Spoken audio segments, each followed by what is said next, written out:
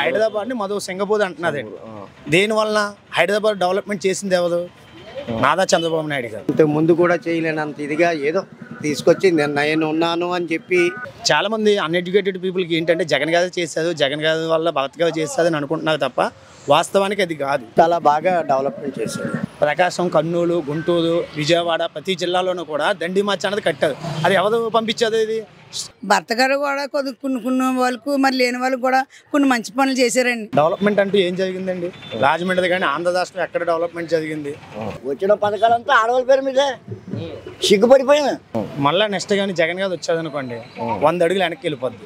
ఇక్కడే ఉన్నాడు ఒక ఎదవ అడిగితే నేను వైసీపీ పార్టీ వాడు, నన్ను నువ్వు ఏం పీక్కుంటావా పీక్కుంటున్నాడు వాడు. ప్రస్తుతం ఉన్న పరిస్థితుల్లో ముఖ్యమంత్రి అభ్యర్థిగా చంద్రబాబు నాయుడు గారు వస్తేనే, ఆయన గవర్నమెంట్ ఫామ్ చేస్తేనే ప్రస్తుతానికి రాష్ట్రాన్ని ఒక అడుగు ముందుకు వేయగలం. ఉంటుందేమో లోన్లు ఇవ్వట్లేదు, ఇసుకలేమో లోన్లు. అంటే వాళ్ళ ప్రభుత్వంలో ఇప్పుడు వీళ్ళ ప్రభుత్వంలో ఎంతో తేడా ఉన్నది. జగన్మోహన్ రెడ్డి ఒక పక్క చంద్రబాబు నాయుడు గారు నిలబడతారు. ముఖ్యమంత్రి అభ్యర్థిగా ఎవరు గెలిచే అవకాశం ఉందండి? ప్రస్తుతం ఉన్న పరిస్థితుల్లో ముఖ్యమంత్రి అభ్యర్థిగా చంద్రబాబు నాయుడు గారు వస్తేనే, ఆయన గవర్నమెంట్ ఫామ్ చేస్తేనే ప్రస్తుతానికి రాష్ట్రాన్ని ఒక అడుగు ముందుకు వేయగలం. మళ్ళీ నెక్స్ట్ కానీ జగన్ గారు వచ్చాదనుకోండి 100 అడుగులు వెనక్కి వెళ్ళిపోద్ది. డెవలప్మెంట్ అంటూ ఏం జరిగిందండి? రాజమండ్రి కానీ ఆంధ్ర రాష్ట్రం ఎక్కడ డెవలప్మెంట్ జరిగింది? ఈ రోజున మరో సింగపూర్ అని ఏ ఊరిన పిలుస్తున్నది ఈ రోజున? హైదరాబాద్ని మరో సింగపూర్ అంటున్నదండి. దేనివల్ల హైదరాబాద్ డెవలప్మెంట్ చేసింది ఎవరు? నారా చంద్రబాబు నాయుడు గారు. ఇప్పుడు మన అమరావతి రాజధాని పూర్తి అయిపోవలసింది ఎటు కాకుండా దాన్ని ఈ రోజున ఎందుకు పనికిరాని విధంగా తీర్చిదిద్దారు జగన్ గారు. ఏమండి, పోలవరం ప్రాజెక్ట్ అయిపోతుంది ఇదిగో ఇప్పుడు అయిపోతుంది, నెలలో అయిపోద్ది, 3 నెలలు అయిపోద్ది అని చెప్పి చెప్పుకొచ్చారు. ఎక్కడైందండి? చంద్రబాబు నాయుడు గారు చేసిన పనులు ఎక్కడ పడితే అక్కడ అలాగే ఆగిపోయి ఉన్నాయి. అక్కడ దాకా ఎందుకు సెంట్రల్ గవర్నమెంట్ స్టేట్ గవర్నమెంట్ కలిపి హౌసెస్ కట్టారు కదా, అట్ల పేదేంటి అపార్ట్మెంట్స్, బాంబే టికో గృహాలు, అవి ఎందుకు ఆపేసుకున్నది? అది మాకులాంటి నిరుపేదలకు ఇస్తే ఇంటద్దులు కట్టుకోవడానికి మెయింటెనెన్స్ ఎంత తగ్గుతాయి కదా. చివరి నిమిషంలో 4 రోజుల ముందు ఇవ్వడం ఆపేశారు. అవన్నీ వేస్ట్ పరంగా ఉండిపోయినాయి కదా ఇల్లులు. ఇప్పుడు రాజమండ్రి ఎలుగుబందులో ఇచ్చారు స్థలాలు, కొంతమంది పట్టాలు ఇచ్చారు, కొంతమంది స్థలాలు ఇచ్చారన్నారు. రాజమండ్రికి ఇంచుమించి 20 కిలోమీటర్ల లోపలికి ఉన్నది అది. అక్కడ చూస్తే జనసంద్రత లేదు, కరెంటు సదుపాయం లేదు, నీటి సదుపాయం లేదు. ఎవరి కోసం వెళ్ళేవి? ఇచ్చినవి కూడా వాళ్ళ రాజకీయ నాయకులు కొనుగోలు చేసి వాళ్ళ లబ్ధి కోసము, వాళ్ళ పర్సంటేజీల కోసము డబ్బు వెనకేసుకున్నారు తప్ప మమ్మల్ని ఏమీ డెవలప్మెంట్ చేసింది ఏమీ లేదు. ఈరోజు లెక్కల వల్ల రాష్ట్రంలో ఎనలేని ఆదాయం వచ్చేస్తుంది స్టేట్ గవర్నమెంట్కి. ఆదాయం వల్ల ఏదైనా ఉపయోగం ఉన్నదండి? అది వాళ్ళ ఆదాయం దాచుకుంటున్నారు. వాళ్ళ సొంత లిక్కర్ షాపులు, సొంత లిక్కర్ ఫ్యాక్టరీల ద్వారా చీప్ లిక్కర్లు ఎందుకు పనికిరాని చెత్త మందు అమ్మి ఈ రోజున ప్రజల యొక్క ఆరోగ్యాన్ని దెబ్బతీస్తున్నది. డెవలప్మెంట్ జరిగింది అంటున్నారు. ఫ్లైఓవర్ భర్తగా రాయములో జరిగిందని. వాస్తవానికి మీకు తెలియని విషయం ఏంటంటే, మాగంటి మురళీమోహన్ గారు ఎంపీగా ఉన్న సమయంలోనే ఆ ఫైల్ ముందుకు నడిచింది.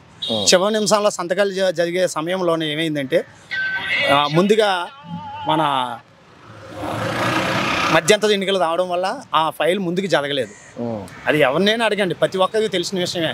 అయినా ఫ్లైఓవర్ అన్నది స్టేట్ గవర్నమెంట్ సంబంధించినటువంటి సమస్య కాదు, సెంట్రల్ గవర్నమెంట్ నుండి వస్తాయి మనకి. సెంట్రల్ గవర్నమెంట్ ఇచ్చినటువంటి నిధులు. నెక్స్ట్ వచ్చి మన గవర్నమెంట్ కాలేజీలు కట్టారు, గవర్నమెంట్ కళాశాలలు కట్టామని చెప్పి చెబుతున్నారు రాజమండ్రి. అది కూడా సెంట్రల్ నుండి వచ్చిందేనండి. చాలామంది అన్ఎడ్యుకేటెడ్ పీపుల్కి ఏంటంటే జగన్ గారు చేశారు, జగన్ గారి వల్ల భరత్ గారు చేశారు అని అనుకుంటున్నారు తప్ప వాస్తవానికి అది కాదు.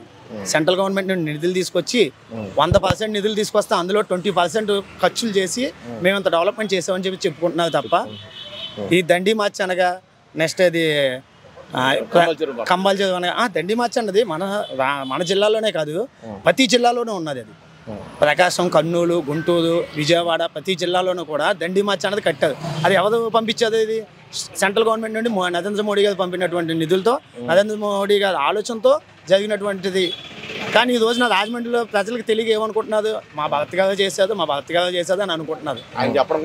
జరిగే అసలు విషయాలు ఏంటన్నది కొద్దిగా గొప్ప చదువుకున్నటువంటి ఎడ్యుకేటెడ్ పీపుల్ తప్ప అన్ఎడ్యుకేటెడ్ పీపుల్కి పాపం తెలియదండి. ఈ రోజున ఎంత 500 రూపాయలు కూలి పని చేసి 50 రూపాయలు 100 రూపాయలు లెక్క కొనుక్కుని సాయంత్రం ఇంటికి పోయి మిగతా 400తో 200 తిని 300 భార్య పిల్లలకి ఇచ్చుకుని పడుకుంటేవాడు. సామాన్య కూలి నాలి చేసుకునే అటువంటి వ్యక్తి. కానీ ఈ రోజున అలా లేదు కదా. ఈ రోజున 700 రూపాయలు శాలరీ వచ్చినా లెక్కదిగా తగలేస్తున్నారు 500. ఇంకా 200 అప్పులు కట్టుకుంటున్నారు. తినడానికి తిండి కూడా ఉండట్లేదండి. దీన్ని బట్టి మన ఎన్డీఏ గవర్నమెంట్లోని పైన సెంట్రల్ గవర్నమెంట్లో నరేంద్ర మోడీ గారు, స్టేట్ గవర్నమెంట్లో చంద్రబాబు నాయుడు గారు, జనసేన పవన్ కళ్యాణ్ గారు వస్తేనే కానీ మన రాష్ట్రం ముందుకు పోవడానికి ఆస్కారం లేదని తెలియపరుచుకుంటున్నాను. వీళ్ళు ముగ్గురు రావాలని కోరుకుంటున్నాను. కంపల్సరీ రావాలి. ఇప్పుడు పవన్ కళ్యాణ్ గారు పిఠాపురం పోటీ చేస్తున్నారు. అవును, ఆయన ఎమ్మెల్యేగా అక్కడ గెలిచే అవకాశం ఉంది. 100% గెలుస్తుందండి. మనం మెజారిటీ కోసం ఇంకా చెప్పనవసరం లేదు. 1,00,000 దాటే తప్ప. ఇప్పుడు ఆయన గురించి టాపిక్ వచ్చింది కాబట్టి ఒక విషయం అండి చెప్పండి. 2014లో పార్టీ పెట్టారు. పుష్కర కాలం పాటు ఆయన నడిపించారు. 2019లో కొన్ని కారణాలు ఆయన సింగిల్గా పోటీ చేయడం జరిగింది. అప్పుడు ఓడిపోయినప్పటికీ పార్టీని వేరే పార్టీలో విలీనం చేయకుండా నిలబడి తన వంతు తనగా ప్రయత్నిస్తూ ముందు చేసుకుంటూ వచ్చేది. అప్పుడు ఉన్న ప్రజాదరణ బట్టి పోల్చుకుంటే ఇప్పుడు ప్రజాదరణ ఆయన కొంచెం మెజారిటీ పెరిగింది. ఆయన సీఎంగా నిలబడిన 30-40 స్థానాల్లో గెలిచే అంత సత్తా ఉన్నటువంటి వ్యక్తి.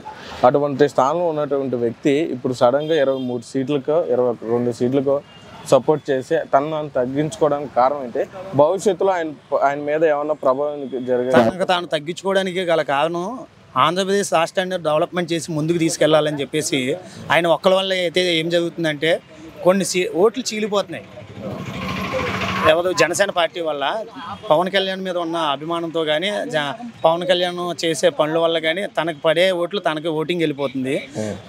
ఈ నారా చంద్రబాబు నాయుడు గారి ఓటింగ్ ఆయనకి తగ్గిపోతుంది. వీళ్ళిద్దరూ కలిస్తే రాష్ట్రాన్ని ముందు ప్రగతి పథంలో నడిపిద్దామని చెప్పేసి ఇద్దరు కలిపి చేస్తున్నా కూటమిగా ఏర్పడి చేయడం జరుగుతుంది. అదే సో వీళ్ళు గెలిచే అవకాశం ఉంది. 100% గెలిచే అవకాశం ఉంది. వీళ్ళిద్దరిలో గెలిచే అవకాశం ఎవరికి ఉందంటారు? భరత్కి ఉంది నాన్న. ఎందుకంటే రాజమండ్రిలో మంచి డెవలప్మెంట్ చేశాడు చాలా బాగాను. ఇంత ముందు కూడా చేయలేనంత ఇదిగా ఏదో తీసుకొచ్చి నేను ఉన్నాను అని చెప్పి చాలా బాగా డెవలప్మెంట్ చేశాడు. ఇప్పుడు పైన స్టేట్ పరంగా చంద్రబాబు నాయుడు గారు వస్తారా లేకపోతే జగన్మోహన్ రెడ్డి గారు గెలుస్తారా ముఖ్యమంత్రి? ఎవరు గెలుస్తుంది అన్నది మనం చెప్పలేము. ఎందుకంటే ఇప్పుడు దెబ్బగా ఉంది. వస్తే జగన్ గారు రావచ్చు, లేదంటే వీళ్ళు ముగ్గురు కలిసి నిలబడ్డారు కనుక వాళ్ళ పార్టీ రావచ్చు. జగన్ గారు వచ్చే అవకాశం ఉందే అనుకుంటున్నాం. మరి ఏదో డబ్బులు అయ్యి ఇచ్చాడు కదా లేబర్ ఓట్లు ఓకే, అది పరిస్థితి. అమ్మ ఇక్కడ మార్గన్ భర్త గారు ఎమ్మెల్యేగా, ఒక పక్కేమో ఆదిరెడ్డి వాసు గారు నిలబడుతున్నారు. ఇద్దరిలో ఎవరు ఎమ్మెల్యేగా గెలిచే అవకాశం ఉంది? అది దేవుని చిత్తం అని మనం ఏం చెప్పలేమండి. ఎవరు గెలుస్తారు ఎవరు చేస్తారని మనం ఎవరిని కూడా చెప్పలేము. ఒక పక్క రాష్ట్ర పరంగా చూసుకుంటే ఒక పక్క జగన్మోహన్ రెడ్డి గారు, ఒక పక్క చంద్రబాబు నాయుడు గారు నిలబడ్డారు. ఇద్దరు ఎవరు వచ్చే అవకాశం ఉంది? జగన్ వచ్చేలాగా ఉందండి. ఊరంతా చూసినా జగన్ వచ్చేలాగా ఉంది. ఎందుకంటే అంటే కొన్ని మంచి పనులు చేశారు, కొన్ని చెడ్డ పనులు చేశారండి. అదండి మంచి ఏంటంటే ఇల్లు ఇస్తున్నానని పట్టాలు ఇచ్చారండి, అవి ఏమో ఆఫ్ చేసేసారండి. ఒకటి మొట్టమొదల కాంచి పింఛని అక్కడికి వెళ్ళి తీసుకునే వాళ్ళండి. ఏను ముద్దలు వేసి ఇప్పుడు తంబి అన్నారండి. అప్పుడు ఈయన దిగిన కానించి మనం 2 నెలలు బట్టి నుంచి ఇది 2వ నెల అండి. పింఛనీలు ఇవ్వటానికి కూడా చాలా ఇబ్బందిగా ఉందండి. ఇప్పుడు ముసలు ఉన్నారు, మొక్కలు ఉంటారండి. మరి వాళ్ళు అక్కడికి వెళ్ళి నడిచి వెళ్ళాలంటే ఎలా వెళ్తారండి? ఈ ఎండలు ఎలా ఉన్నాయండి? బ్యాంక్ బుక్ ఉంటేనే కానీ డబ్బులు ఎవరంట. మరి బ్యాంక్ బుక్ ఉన్న వాళ్ళు ఉంటారని లేని వాళ్ళు ఉంటారండి. మరి అవన్నీ ఎలా వస్తాయండి? కొంతమంది కుటుంబంలో బ్యాంకే కుటుంబం ఉంటుందండి. ఆ రోజు తెచ్చుకొని ఆ రోజు తిన్న వాళ్ళు ఉంటారు. ఇంకా అందులో బ్యాంక్ బుక్ ఎలా చేయించుకుంటారండి? అదండి. మరి ఇప్పుడు సంక్షేమ పథకాలు మీ వరకు ఏమైనా అందాయా? మాకండి మా పిల్లలకి ఇద్దరికి ఆరోగ్యశ్రీ మీద చేశారండి. ఆరోగ్యశ్రీ మీద ఆపరేషన్ చేశారండి. మా మనవరాలకి 24 గంటల ఆపరేషన్ చేయించారండి. మా అమ్మాయికి ఏమో మూలవ్యాధి ఆపరేషన్ చేయించారండి. మంచిగా జరిగిందండి. చూసామండి. ఆవు దూడ కూడా చూసానండి. దాంట్లో ఈయన బాగానే చేశారంటారా? ఇప్పుడు మట్టుకు మరి సమయానికి డబ్బు లేనప్పుడు గుబుకున్న హాస్పిటల్కి వెళ్తే ప్రాణం కాపాడాడండి. అది కరెక్ట్ అండి. మరి అన్నీ బాగానే చేశారు. భర్త గారు కూడా కొన్ని వాళ్ళకు మరి లేని వాళ్ళకి కూడా కొన్ని మంచి పనులు చేశారండి. మరి ఉన్న వాళ్ళకి మాత్రం కొన్ని చేయలేదని కొంతమంది చేశారండి. అదండి. మళ్ళీ వీళ్ళిద్దరిలో జగన్మోహన్ రెడ్డి గారు ఖచ్చితంగా వస్తారు. ఆయన చిత్తమని దేవుని చిత్తమని అంతే. బాగుందండి మీ అభిప్రాయం? వస్తే బాగానే ఉంటుందండి. వస్తే ఇప్పుడు మళ్ళీ ఇవన్నీ మళ్ళీ చేయొచ్చండి. ఒకటి రేట్లు పెరిగిపోయాయి అంతే అండి. కాయగూరల రేట్లు, బియ్యం రేట్లు, నూనె రేట్లు, ఇవన్నీ రేట్లు పెరిగిపోయింది. ఇప్పుడు ఇంటి అందరూ కష్టపడతాను కానీ ఒక పూట భోజనం రావట్లేదు ఈ రేట్ల మీద. అదే ఒకప్పుడు రేట్లు తక్కువగా ఉండేది కాబట్టి మగవాడు వెళ్ళి కష్టపడితే ఆడవాళ్ళు ఇంటికాడ కూకొని తినేవాళ్ళు. ఇప్పుడు ఆడ మగ కూడా కష్టపడడం వస్తుంది. అదేండి, ఇంకా అంతకంటే ఏం లేదండి. రాజండి, నా పేరు గణేష్ అండి. రాజమండ్రినా? రాజమండ్రి అండి. ఇక్కడ ఒక పక్క ఆదిరెడ్డి వాసు గారు, ఒక పక్కన మార్గం భర్త గారు నిలబడుతున్నారు. ఎవరు గెలిచే అవకాశం ఉంది? చంద్రబాబు మాగా ఎమ్మెల్యేగా. ఎమ్మెల్యే అయితే ఈ బుచ్చి చౌదరి గెలిచే అవకాశం.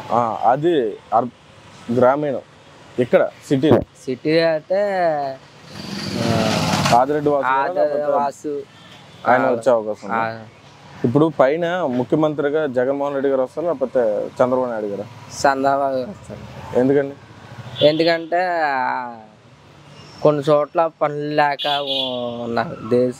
పనులు లేక, పని పోట్లు లేక, నూనె లేక, ఒక ఇసుక ఉంటుందేమో లోన్లు ఇవ్వట్లేదు. ఇసుక లేకపోయేమో లోన్లు ఇస్తున్నారు. మజ్జిగ తరంగా బట్టిన వాళ్ళేమో ఇలా ఉంటున్నారు. ఏ రోజు ఆ రోజు వెళ్ళిపోతేమో మజ్జిగ గడదు, మద్దతే కదా. సో ఆయన వస్తే మీకు అనుకూలంగా పనులు మీ పని చేసుకునే వాళ్ళకి అనుకూలంగా బాగుంటదని అర్థం. ఆయన రావాలనుకుంటున్నారు. సార్, ఈ నియోజకవర్గంలో ఒక పక్క ఆదిరెడ్డి వాసు గారుని, ఒక పక్క మార్గాని భర్త గారు నిలబడుతున్నారు. అవునండి. ఈ ఇద్దరులో ఎమ్మెల్యే అభ్యర్థిగా గెలిచేది ఎవరు?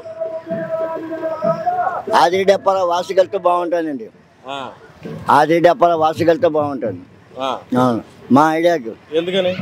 ఎందుకంటే ఏమున్నది, ఏ గొడవలు వచ్చినా ఎక్కడికి వెళ్ళినా ఎవరు సమాధానం చెప్పట్లేదు, తిరగబడిపోతున్నారు.